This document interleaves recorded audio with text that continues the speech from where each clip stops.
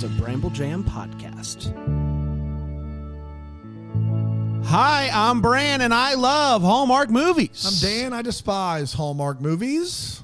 And I am Cameron Mathison, and I'm in a lot of Hallmark movies. And this is the Deck the Hallmark podcast.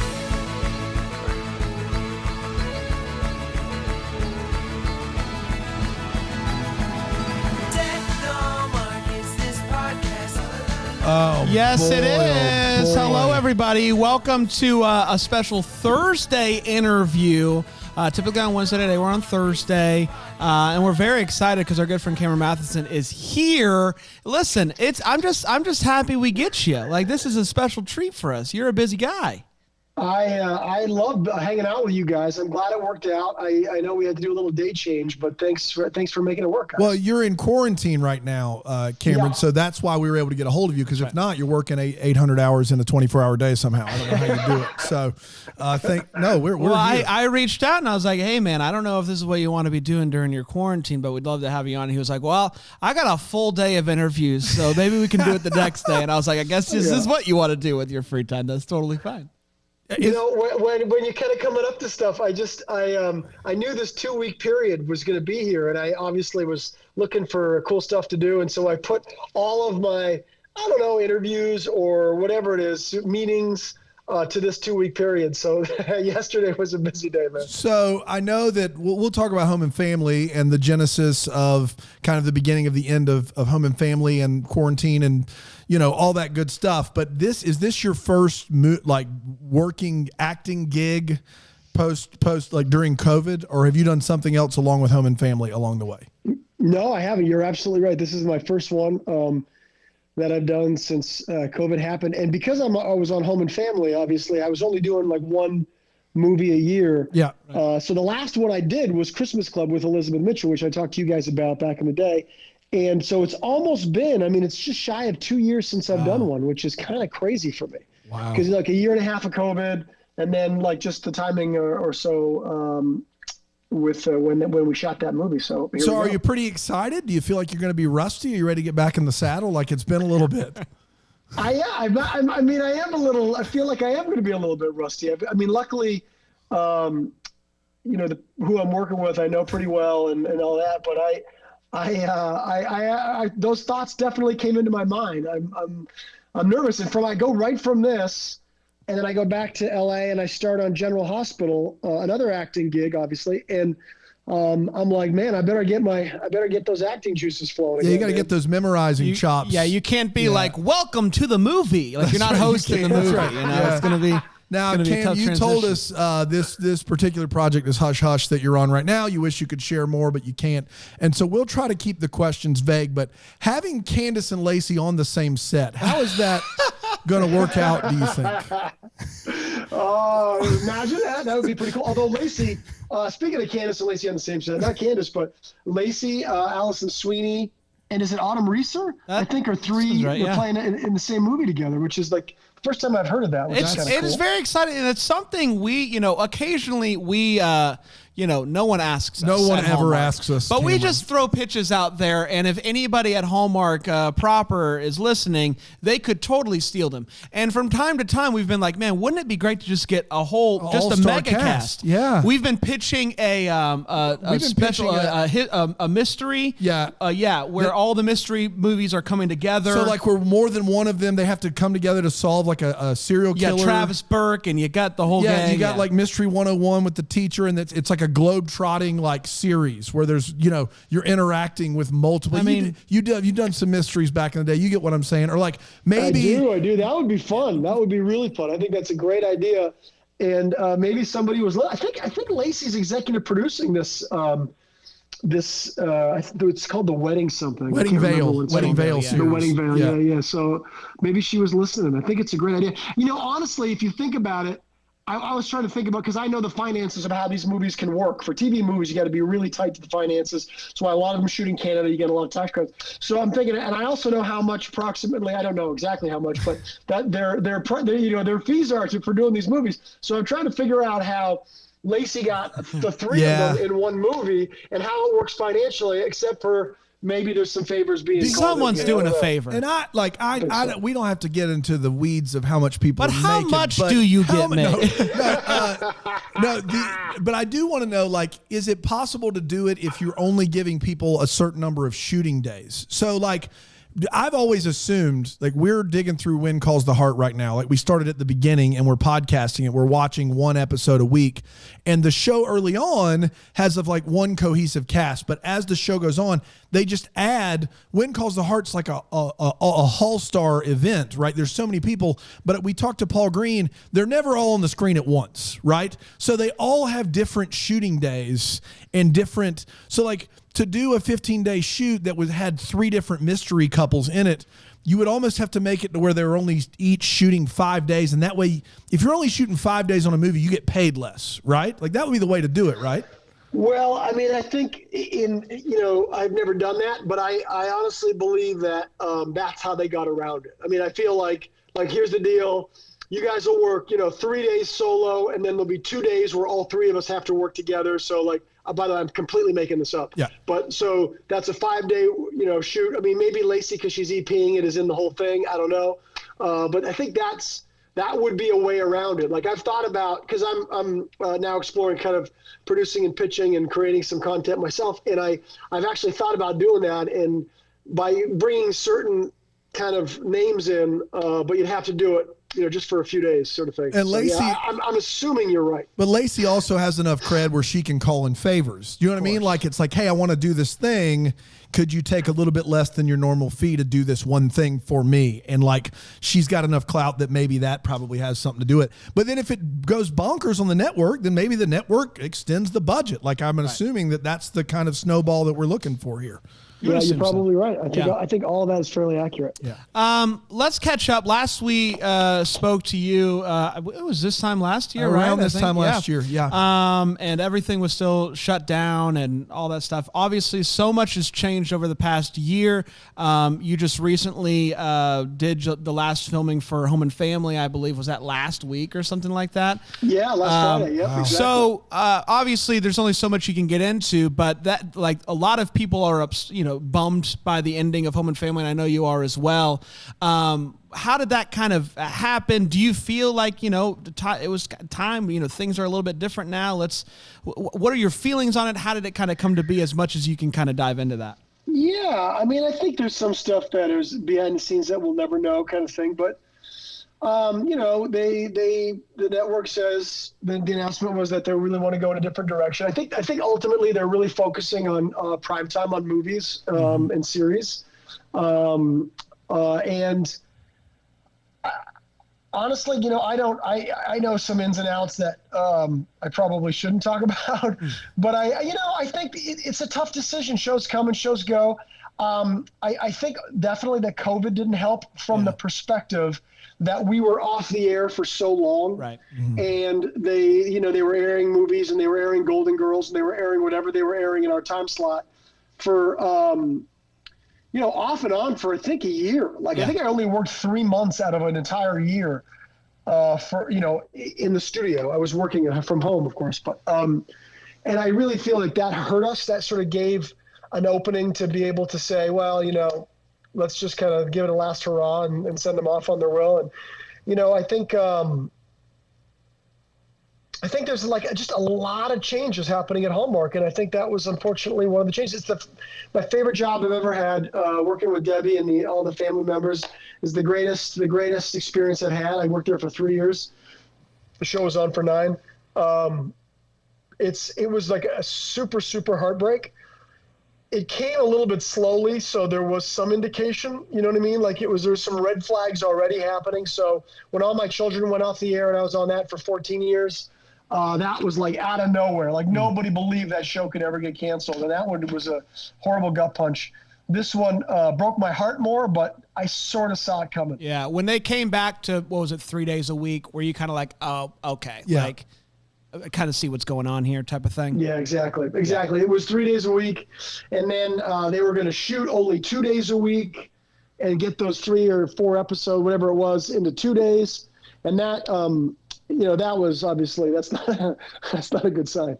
I don't. What? Okay, in the business, that's not okay. Got it. Good to know. I'm taking notes. In case you're wondering, if your show goes from 10 hours a week to 3 hours a week, that's a red flag. Because we were doing 2 hours, 5 days a week, and then we went to 1 hour. I will say this: it's not surprising they couldn't keep it on the air because we've had the opportunity to be on some local and national television shows, and for my money, it was the best we were ever treated anywhere when we were on Home and Family. I mean, wow, that's nice. The craft services area, for the love, was amazing. It was great. They've treated us like we were Cameron Mathison, like literally like I felt as though we were there every day and we were the star of the show. And then you were just locked in, but you're welcoming to everyone.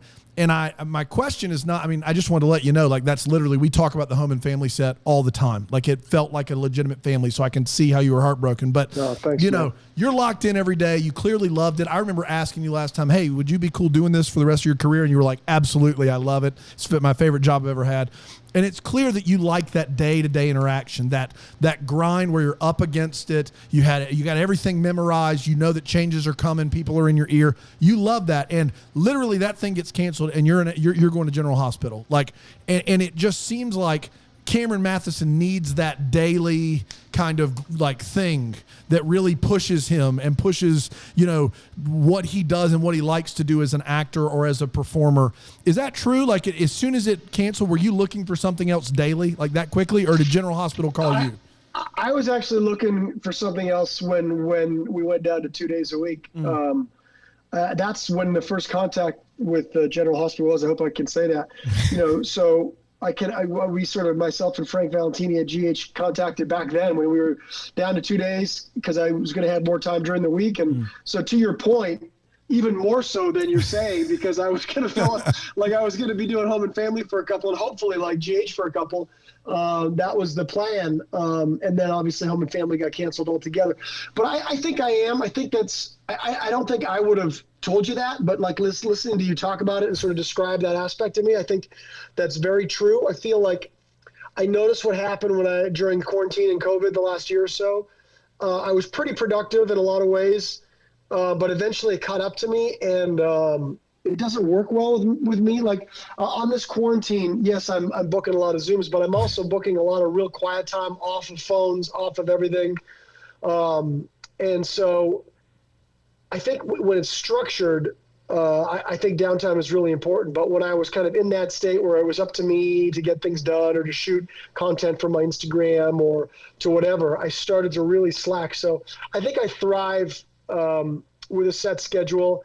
I also, in this business, you guys know, it's like you got to keep it going, man. Like, you know what I mean? Yep. Like they will forget about you really fast. So I'm always out there trying to do my thing. My manager's out there trying to do our thing. And so that's part of it too. But I think that I function best. I'm most productive when I kind of have like a regular good schedule. I'm interested, you did soap for so long, you left, you kind of did some Hallmark squeaky clean stuff, family, going back to soap worlds where things can get a little wild. How are you feeling about that, dipping your toes back into, you're at Home and Family for so long, just day after day, just, hey, happy fun times, and now you go to General Hospital. It's just a different vibe. So how are you feeling? Are you excited about the change of scenery? Yeah, I mean, the love scenes are different. Like, Hallmark, we get like a little peck on the lips. Yeah, you know right. What I mean? Yeah. But in soap operas, I mean, you're rolling around. I don't know what it's like now. It's been 10 years, but I mean, back in the day, man, you were, the women were wearing their lingerie and you're rolling around doing that. And then also the storylines of getting shot in the head and, killing people or whatever. We had to have asked you, what's the craziest storyline that your character ever had on soap opera? I love this storyline too, and it's completely ridiculous. But I had a 6-month relationship with a ghost. That's like right. Yeah. That's right. Yep. Yeah. I remember you telling us that. That one. I also I hope this is okay to say on the show. If not, maybe just edit it out. But I donated sperm to a sperm bank. My character was so egotistical that he just was like going to the sperm bank to make money like pretty much every day, and ultimately my girlfriend who wanted to have my fiance, I guess, or maybe she was my wife, wanted to have a baby and I didn't want one, so she broke into that sperm bank and stole my sperm and the whole thing. I mean, it just goes on. You know what? I can't even begin to tell you the storylines, dude. I do think, every time I hear these stories, I do think my dream job is writing for one of these shows. It is just truly, let's just throw something at the wall and just see what happens. At some point, those guys, even people like you, have been in it like 20 years and they're like, I got nothing left, man. I've already done the sperm bank storyline 5 times. To me, it makes a lot more sense if all the male characters, that's their side hustle in these shows, because then you can write it in and then just be like, oh, it's just a sperm bank. It's like just a sperm bank. That's what happened there. I love that. Have we done the ghost love scene? Yes. Oh. The ghost breaks into the sperm bank. Hear me out. Okay. Like, Listen, it was amazing. My love interest got killed off the show and everybody freaked out. So they brought her back as a ghost. Love it. But the medium that allowed me to kind of connect with her was this beautiful artist named Jill Larson, who is such a good actress. And I got to work with Jill. Like, it was so fun for me. It was during the days of 6 Feet Under. Do you remember the show 6 Feet Under? Oh, yeah, absolutely. So you know how they would have the ghosts, the deceased people kind of pop up in the scenes? Yeah. Yeah. So it was sort of like that, but not done quite so skillfully. Yeah. Well, come on. You had to shoot every day, Cam. You're doing hundreds of pages a day. Let's not compare it to 6 Feet Under. It's okay. We know what you were doing. So obviously, this is also opening up for you to get back into the movie world, which we're really excited about. I know you can't tell much about the thing you're quarantining for right now, but what is it that you're most excited for to get back into the acting, the Hallmark movie world that you mentioned? It's been almost 2 years at this point. What's the thing you're most excited for the 14, 15-day shoot that you're about to dive into? Yeah, I would say that there's something, I mean, you guys know because you cover, just about every one of them. There's something really magical, really special about doing these projects. I remember my first one that I did, and I knew this was like going to be something. I was hoping this would be something in my life for a long time. And yeah, there's been a 2-year break since I've done it, almost 2 years. But even before that, I was obviously on Home and Family for 3 years, so I was only doing one movie a year while I was on that show. Before that was Entertainment Tonight, and that restricted my ability to do a lot too. I was doing 1 or 2 movies a year when I was on ET for those 4 years. And, before that I was doing about 3 movies a year. So in General Hospital, part of my deal is such that I will be allowed to do Hallmark movies, a minimum 2 a year, so hopefully more. Nice. And they take a lot of dark weeks out, so it's going to work out well. But so what I'm looking most forward to is kind of getting back in the swing of things, getting back into the Hallmark family in this way. Even when I was on Home and Family and people loved that show, I always got, like, we need you to do more Hallmark movies. We want you to do more Hallmark movies. Yeah. The Hallmark fans are about the movies. And that's probably one of the reasons why Home and Family went off the air. But they want their movies, they want their series. And then now I've got an opportunity to kind of get back into that world. Did you ever, on Home and Family, did they make you, or did you like watch any of these movies ahead of time to talk to the actors? Or was it purely just a promo thing? Like, tell us about your movie that's coming out this Saturday. It would be physically impossible for us to watch all the movies. We were doing like 2 or 3 movie interviews a day. Oh my gosh. Every day, forever. I guess it would be possible, but I don't, you have no other life.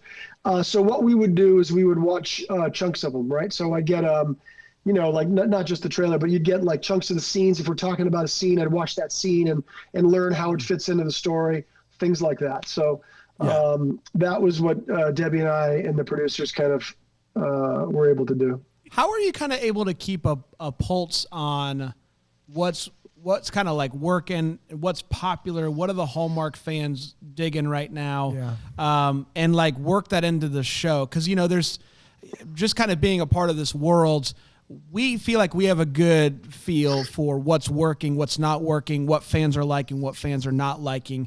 Did you feel like while you're doing Home and Family, you kind of had your hand on the pulse of the Hallmark fan and the fans that are not just rabid about I'm sorry, I could never do Home and Family. Rabid about not just Home and Family, but the movies as a whole. Did you feel like you had a good handle on that? Yeah, you kind of definitely do, and you hear feedback on certain things, like, like for instance, I eat pretty healthy and I eat pretty clean, and that is not popular on Home and Family. No. like in other words, when I think people appreciated it. I think the education. At least some people sort of reached out, but the recipes that would go gangbusters were the ones that were like super easy to make. Can you still hear me? Yeah, we're good. Yeah, you were super easy to make, and they were just full of like, flour, sugar, and just stuff like, that I typically don't do. So those recipes are the ones that would go really well. But, Home and Family was very kind because they let me kind of put my influence in and try to help show people how they can cook a little bit healthier too.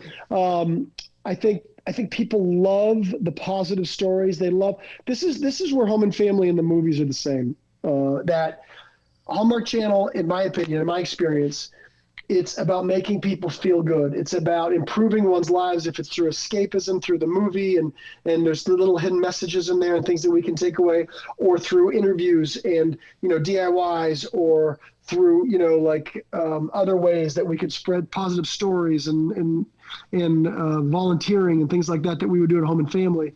So that through line at Hallmark is what people want. They just want that feel good situation. And I believe that now, even with the changes at Hallmark, I believe that they still, I think we're looking for different types of movies because, a lot of the feedback is the movies are too similar, but the essence, the positive, the good spirit, the triumph over challenges, all of that is what people really want and really relate to.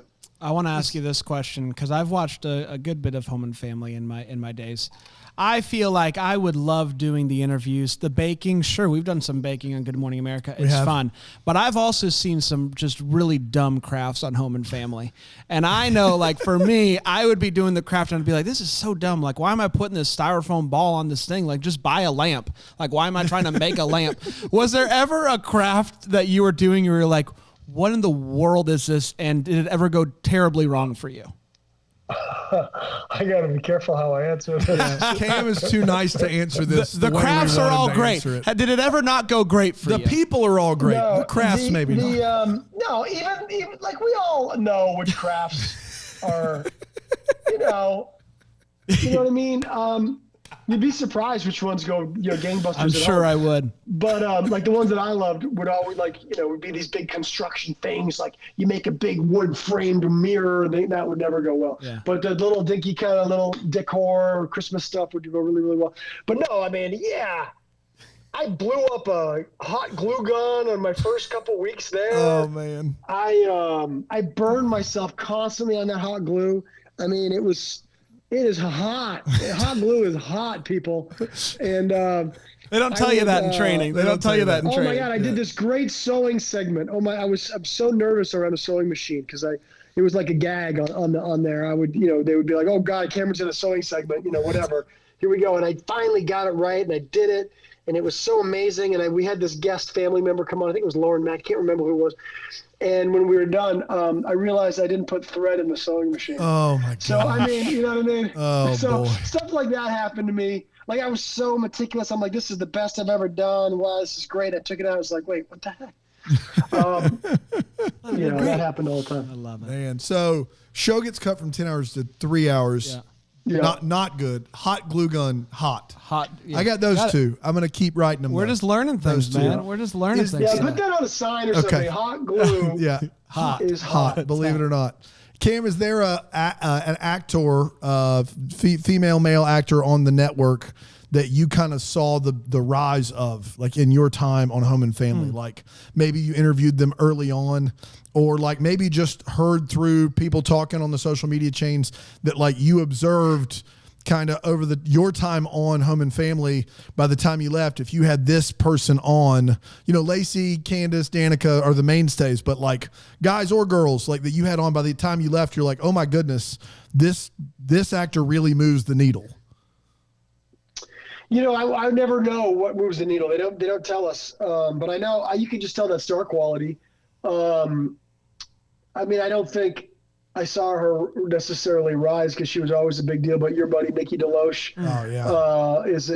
was always somebody that I don't think, from one perspective, is considered one of like the queens, but she's like, to me, she's a queen of Hallmark for sure. You get it. You get it. Yeah, we always say that always she say that. gives the best performances in these. Like her performances are just always like nuanced, and she owns the character. She makes it her own. Like we're big Nikki DeLoach fans over here. So yeah, she does a great job.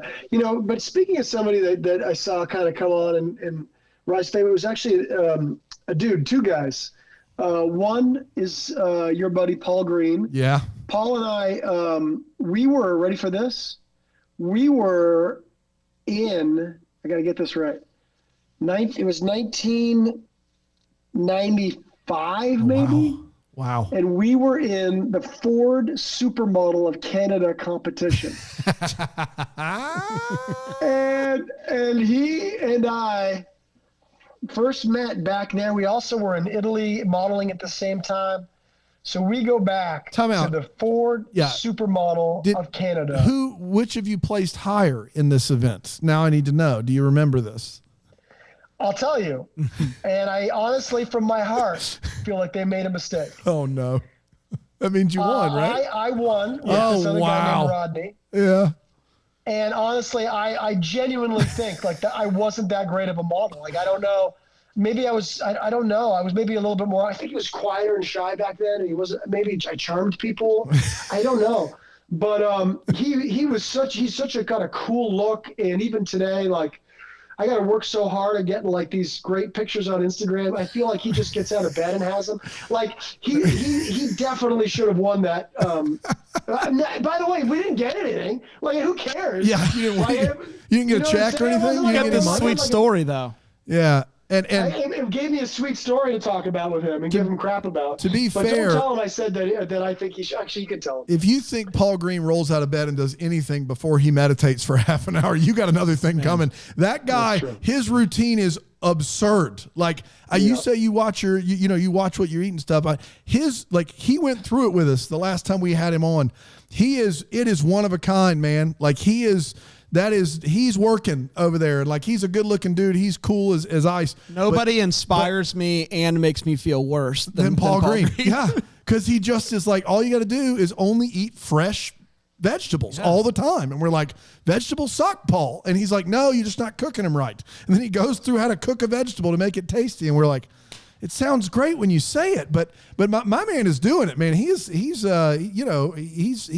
talks about his routine, like from sun up to sundown every day. So he's not rolling out of bed on Instagram. No, you had a second one though. You said there was a second two? one. I'm sorry. Yeah. Brendan Penny. You know Brendan? Oh, yeah, I know Brendan. We do know Brendan. Yeah.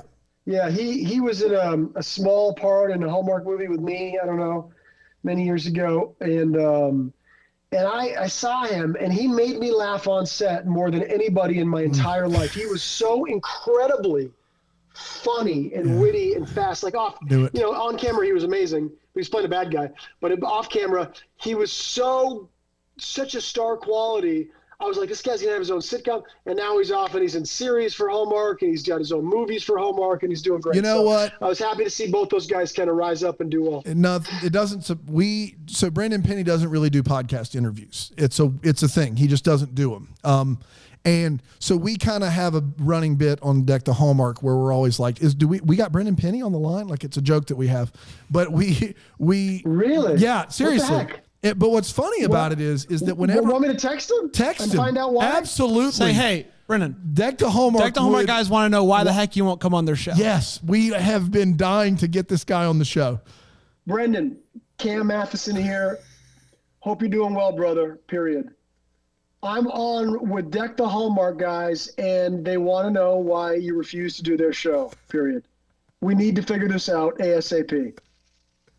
He's gonna reply back. It's probably because they trashed my last movie or something. I love it, Cam. Definitely possible, dude. We have been trying to get that guy on the podcast for 2.5 years, but I always, after the last movie he was in, Beverly Hills Wedding or something, I said, I bet this guy is actually the guy that I would most like to hang out with offset. Like he seems like the guy that's actually like really funny, and you saying that confirms all of that to me. Whatever you think, however funny you think he is, it's exponentially funnier. Wow. Like every actress that ever comes on promoting a movie that they did with Brendan Penny, they're like, I've never laughed so hard on myself. And he doesn't even try. It's not like he's trying. Like he's not like, hey. Like he's just really funny. Hold on, let me just make sure I got this right here. I'm on wood. That doesn't make sense. No, you're not. Don't send that.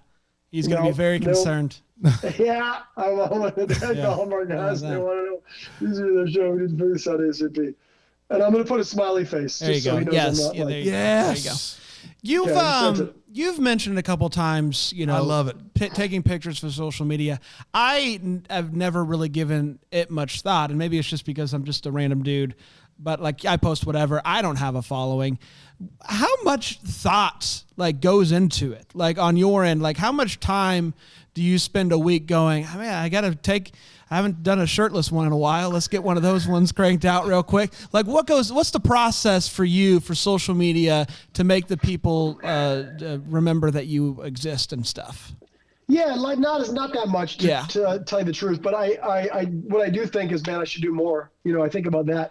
And honestly, my wife is really like incredible photographer and really has these plans. And so I capitalize enormously because she's shooting all this stuff and I get her rejects and I get to post those, which are still amazing.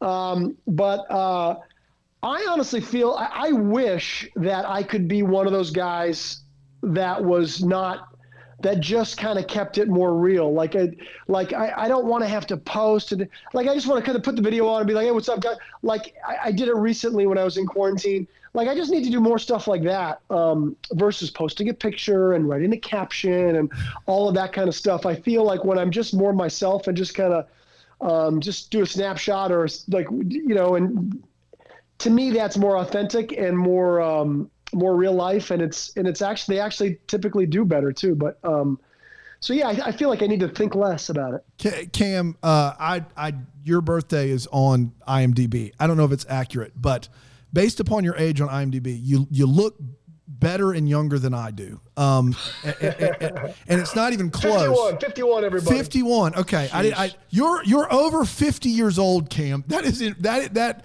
first of all, I'm done. Yeah. We gotta call it. What's the health regime, Cam? Like, what is it? Is it just like, lay off the sugar and play golf? Like, what are you like? Are you like Paul Green was telling us he's an intermittent fast guy. Like that's his thing is intermittent fasting and then no sugar. Like those are his two things. Like, do you have a thing that you're like, they gave you a hard time on Home and Family? Like you don't eat X or you're a keto guy. Like, is there something that you do religiously like that? I got, I've tried a lot of things. Like I've really experimented. So I'm very much like Paul in the regimen. I do like full on meditations when I get up, and I'm doing a structured meditation retreat through this 2-week period. Like I'm very much in line with. There's nothing wrong with meditation. Nothing we're at not all. ragging. I'm just saying. You said Paul rolled out of bed and did the Instagram photos. I'm like, no. I understand. He's grinding. But yeah, I'm big believer in intermittent fasting. I am also a guy that stays off sugar because it doesn't work for me. I'm seriously the key to this. I have another Instagram handle called All Health 360 where I get into the three sort of spheres that I go into about health, emotional and spiritual health, nutrition, and also exercise. So I got a whole other handle that I work on around this. But the whole essence of it is that we're all different. And I'm different than I was a few years ago with what works for me. And I change up so I'll do intermittent fasting for a while and try low carb, and then I'll incorporate 6 small meals a day, with carbs. And like I'll change it up, and I really check out what's going on with myself. And I feel like we're all very different. So I believe there's a lot of information out there that can get really, really confusing. Like for me, eating raw vegetables was literally the worst thing that I have incorporated into my health and fitness lifestyle than anything else. I felt bloated. I was distended. I had not great energy. Yeah. I turned green. Wow. But it works for Paul and it works for a lot of people. but it does not work for my gut microbiome, for the way that I digest food. It just ferments inside my stomach and makes me feel horrible. Wow. So, yeah, do I still eat a lot of fruits and veggies? Yeah, but am I careful about the ones I eat? But as far as the ones that what I would say to people about, trying to, get a good amount of sleep. I know it sounds silly and we hear it all the time. Sleep is so important for longevity, for anti-aging. Really watch your processed carbohydrates and sugar. Doesn't mean you don't eat carbs. You can eat carbs. You can have like sweet potatoes, and you can have squash and yams and potato. You go ahead. That stuff's beautiful, like real food.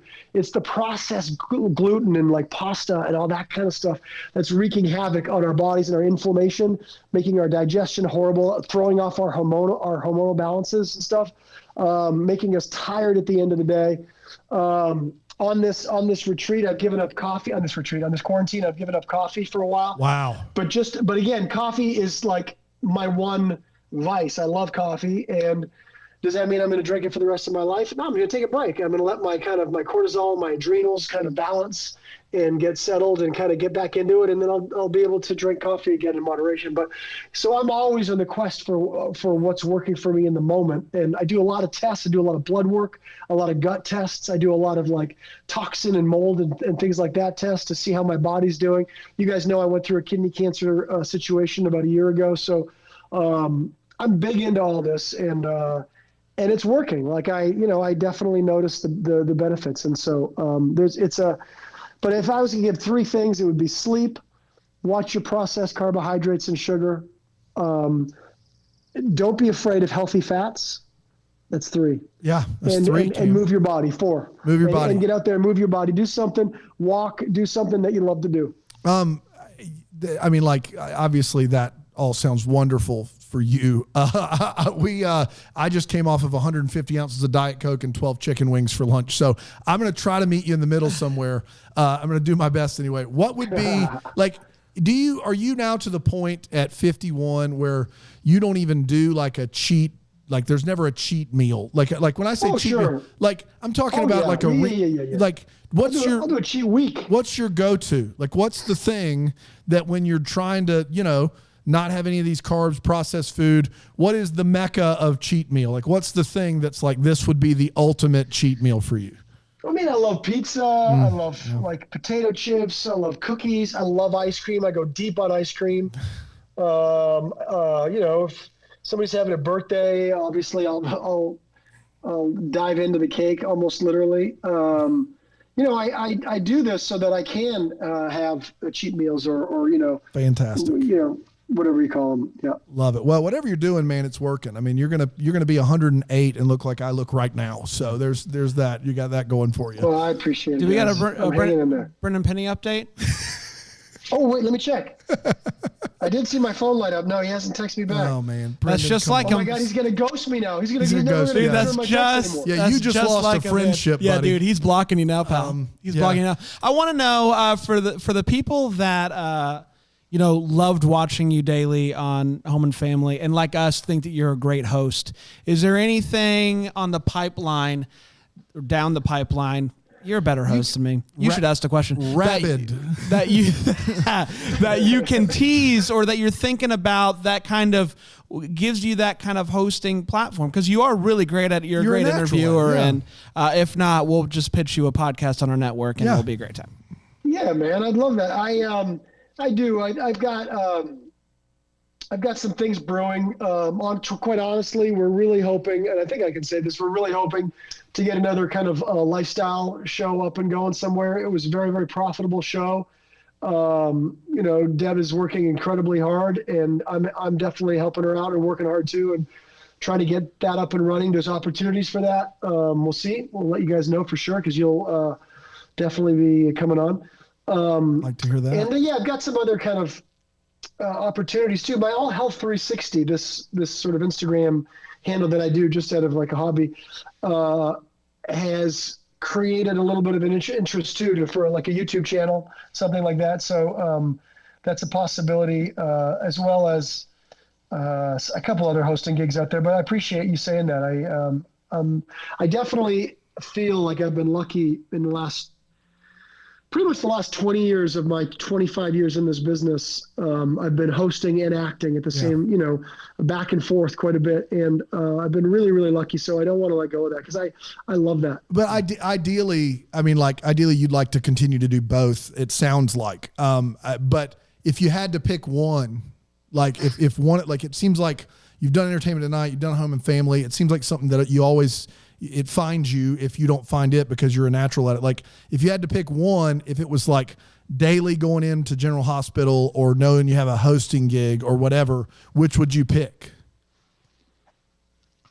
I think it's a good question. It really depends on what job it was. If it was Home and Family, I would have stayed on there like I told you guys for the rest of my life. You guys are frozen. Can you still hear me? I hear you. Yeah. We're good. Can you hear us? Okay, good. Okay. Brendan's messing with things already. If it was like an acting gig, like depending on a certain acting gig, like there's something really amazing about, hosting a show that's filled with positivity and trying to benefit others. So I love that aspect. But if I was on like a comedy, if I could get a job like a sitcom or something, even though they're sort of few and far between these days, I probably would ride out my career there because that would be a real dream for me. Have you ever done, like we looked at your IMDb last time, like have you ever had the chance to do a sitcom like regularly? Yep, I did, but only as a guest host, guest star. I did Spin City. Oh, okay. I've done Hope and Faith. I did three episodes of Hope and Faith. I did, wait a minute. I said Spin City. I meant Drew Carey Show. My girlfriend was on Spin City. I didn't do Spin City. I got you. I was about to say.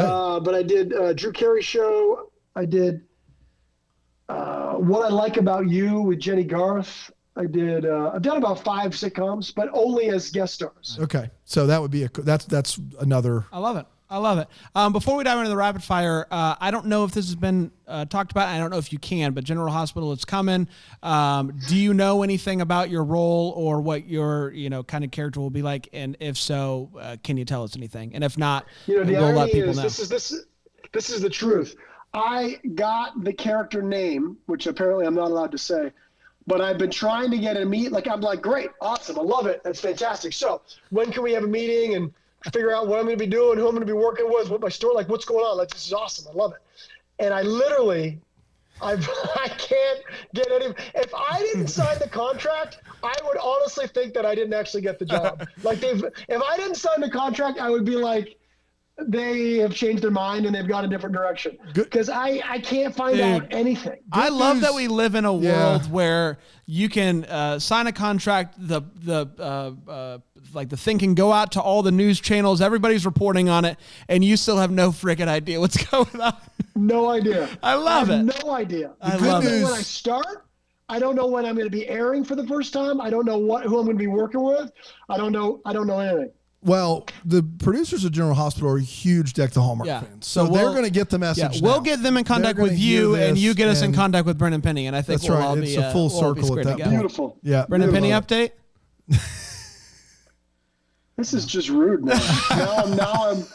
Now I'm personally insulted. Now he's not doing the Deck the Hallmark, and he's also not doing the Cameron Mathison Test podcast. That's exactly right. I like That's it. exactly That's right. true. Let's do rapid fire. Let's do it. We'll each get to ask you 3 questions about anything and everything, and you answer as honestly and quickly if you want to as possible. I'll start with Dan. Percent chance we see Cameron Mathison in a 2021 Hallmark Christmas movie. Ooh. I'd say 60%. 60%. Dang, I like that. Yeah. I like 60% because it could still not happen and we understand, but now our hopes are up. That's right. And I That's like perfect. that. I like that. That's exactly where I want to be. You just went up to Canada. What were you listening to? Was it music? Was it a podcast? Were you listening to anything on your trip up there? I listened to like an Eastern philosophy class. Like a Eastern psychology class. Wow, man, this guy.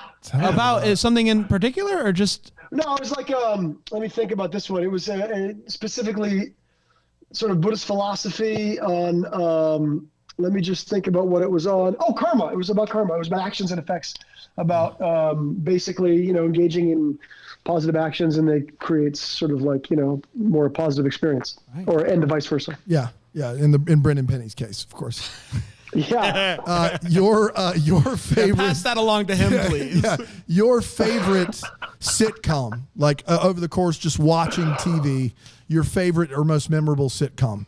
Okay, my favorite sitcom, so people out there, you guys know, but people at home, sitcom is like a multi-camera format, and it's got an audience, and that's technically a situation comedy. That's like a sitcom.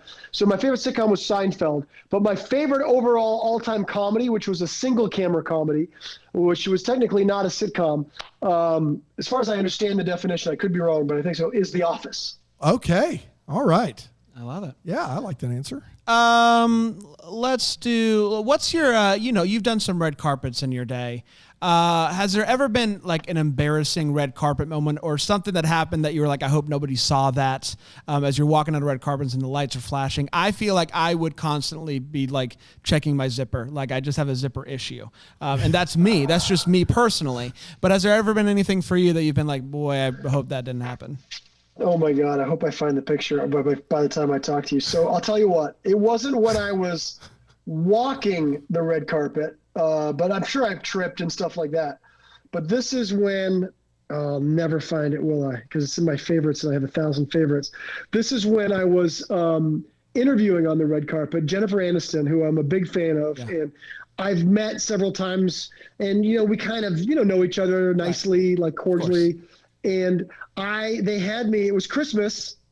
What was the movie? Oh, it was a Christmas movie that she was in. Was it, was the breakup a Christmas movie? No, it was the Christmas party, the Office Christmas Party. Oh, yeah, Office Christmas Party. That's what it's called. She was in that, right? Yeah. She was. Yeah.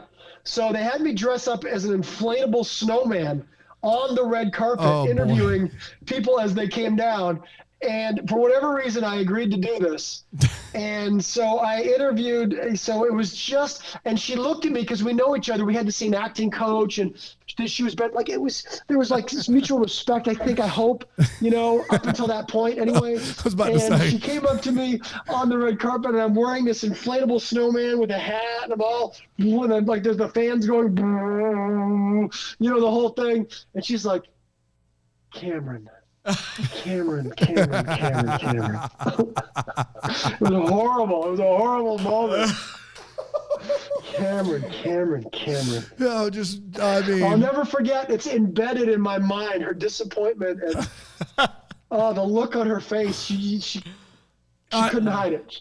I mean, that story tops it. I think that story is unbelievable. Is there I really want to find the photo because somebody snapped a photo of my worst moment ever. Oh, thank goodness. When you find that photo, we would love to see it and maybe post it. Maybe we can post it when we promote this episode. This episode, we can post it and say, find out the story that Cam tells that goes along with this. Okay, all right. So then I don't have to find it in real time. That's right. Now? Yeah, you're good. Find it and then people know it at that point. Okay, great. Since we're talking about entertainment tonight, you got to interview a lot of celebrities over the years. What's the most awkward or weird, just like, man, that person is so far removed from reality, interview or interaction with a celebrity. And if you don't want to say a name, you can just share the story. Yeah, but, say the name. No, I can say a name. I can say a name because he wasn't that he was so far removed from reality. He just so clearly didn't want to. It was for a press junket, and I'm sure in the contract he signed had to do it. That he had to do it, and he didn't want. He wasn't rude. He wasn't unkind. But he just was not there. It's Liam Neeson. Okay. Wow. Okay. I thought it was going to be Johnny Depp. I had thought for sure it was going to be Johnny Depp. Oh, I wish I got to. I only interviewed Johnny Depp on a red carpet. He was okay. But Liam Neeson, he showed up and he was there and he was just kind of sitting there. And, he's one of the coolest guys in the world. And he was just sitting there and it was just like, so I'd ask him a question and your daughter in this movie and the thing and whatever, boom. And he's just like, yeah. Yeah. I mean, I don't know, man. What? Oh my goodness. Like, okay, I mean, the thing about that, but when you got ready for it, I mean, kids were taken, and you come into this movie, and then he's just like, no, I don't really. I mean, and the pauses were so dead air. It was just like,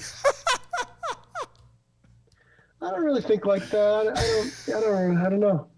Is this anywhere to watch? Did it get published? I have to find this interview somewhere. Literally. I think there was a few little sound bites I got out of him. I think when I started talking about his daughter, he perked up a little bit. But other than that, he literally was just there out of sheer, contractual obligation. Exactly. I'm here so I won't get fined. But listen, like that guy has made the same movie every 8 year times, for the last 10 years. It's just like, what else could you possibly he's want to out know for about vengeance. me? He's Right. already thinking about That's his exactly next right. vengeance film. That's He doesn't have time. He's got to. And I left liking him. I didn't leave going like, what a jerk. He was nice. He was like, okay, man, cool. Yeah, sure, dude. Thanks, man. He just is like, yeah, this is the bit. There's some guys you walk away with that, and you're just like, man, that guy, he's awesome. Man. Yeah. Liam Neeson's one of those dudes. He doesn't care. I mean, if Liam Neeson is in an action movie, I'm going to go see it. Like, it doesn't matter. Like, he just is, he has that gravitas about him that I think. Anne Hathaway laid into me in a red carpet interview. My producer, it was in Canada, actually. My producer gave me this question to ask her. Oh, no. And it just triggered her. It wasn't I don't think it was a horrible question. It was about, I think she just had her baby maybe a year ago, and in the movie, I hadn't seen the movie, and that's never a good idea, but I didn't have a choice. It was a TIFF. It was so there was like 400 movies, and I asked her a question and set her off, and she just laid into me on camera in front of like everybody. Oh my goodness! Did she? And she apologized later. When we had the junket. So I did the intercar. I got laid into by Anne Hathaway, and then like the next day I had to sit down with her in the junket. Oh, hey, you remember me? And immediately she came up to me and she goes, "I want to apologize for getting angry with you." And she said I could have handled it differently, and I was like, honestly, Anne, it was totally fine, and you had a perfect right to, and it's fine, and we had a decent interview after that. Wow. I mean, decent. Yeah, decent is a step up from getting berated on the red carpet. Big step. Yeah. I feel like we could just, Cameron, if you don't have a hosting gig, you doing a podcast, just telling stories, I feel like would maybe work out. And we're the podcast guys, so you just let us know. You got the number. You just holler. You just Brendan Penny update real quick before I ask you the last question. Oh, we got Brendan Penny. We got an answer. Hey. Oh my God, are you ready? I'm ready. Mathison? What is Deck the Hallmark? No. Brendan, come on, man. Brendan, you got to fire your people, man. Dude. You got to fire your people. Unbelievable. Brendan. Oh, now he's going to Google it and it's going to get ugly. Because if he listens to everything we've said without any context. That guy. Oh, but man. you got him on the line. Oh my gosh, that's so funny. Last question. Once you finish replying to poor Brendan Penny, who's really just lost in the ochres here. Yeah, you go ahead. I'm listening. No, if we were to spend the day together, are you doing Christmas Con? Yeah.